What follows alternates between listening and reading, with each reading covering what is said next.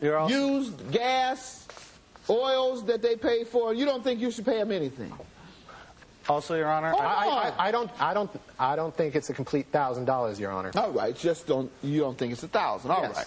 Now let's get to your counterclaim. Your counterclaim is for, you want him to pay for half the damage to the truck as well, correct? Yeah. All right. Was he driving it as well? I do not know, Your Honor. I would assume so. Were you driving the truck? No, sir, I do not know how to drive a stick shift. All right. I'll be back with my decision, gentlemen. That's enough. Also, Your Honor, yes. Just one more thing. What? I have a written statement from a previous tenant that he stayed with out in Kansas City before he actually found a job out in Kansas City. Basically, it states that he was doing the exact same thing, living in his house for 2 months. He had to find him a job. Basically, it wound up being the exact same story as ours. It also has a statement about him bragging about his driving habits. All right. Mr. Shaw? This person said you mooched off of them, too. What do you have to say? The last person you stayed with before them said you mooched off him and didn't pay anything. He had said at the time that it was okay, I didn't have to worry about it until he got me this job at Package Service Company. And he never did pay him back. Everybody tell you don't worry about it when it comes to their money, huh? Everybody you know say don't worry about it. All right. Pretty much. Pretty much. All right. Who you staying with now? I got an apartment in Ohio. By yourself? Yeah. And you paying me? You're actually paying? You paying? Yeah. Show me a receipt. You ain't paying no bill. Show me a receipt that you paid somebody something. I don't have any receipts. I know you don't. You ain't paid nobody nothing. Here's $54 for the cab fare. You better get back on that internet. Try to find your place. Stay tuned. The verdict next. We now return to Judge Mathis. All right, once again, Mr. Woods, plaintiff one. This is two separate cases. In case one, you are suing the defendant, your ex-roommate, for $3,000, alleging he owes you this money for totaling your car. Right. And he's countersuing you for $375 for the cost of the laptop that was in your car when it was totaled, and for half of the cost of his truck, which he allowed you to borrow after he totaled your car, and the damage you did to his truck while using it. He said several times, "I'm too sleepy to drive."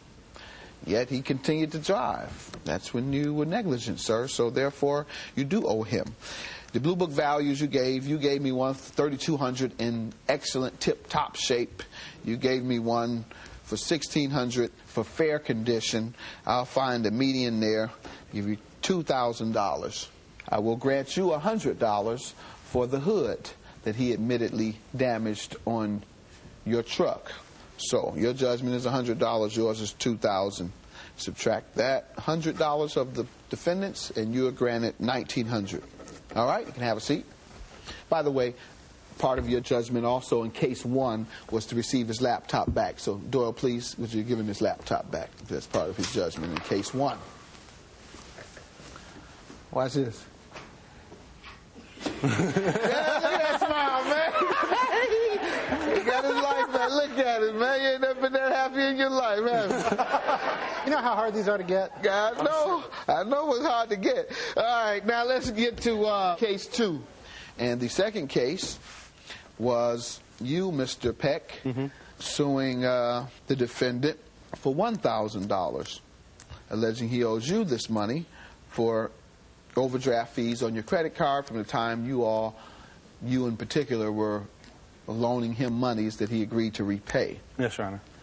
Your counterclaim was against him as well for half of the damaged truck. You say you don't even know how to drive a stick shift? Nope. Never drove it? I've given plaintiff one the total amount of the damages, so your counterclaim against him for the damage to your truck is dismissed. With regard to your claim, however, against him, you have not proven $1,000. I do believe you owe him something.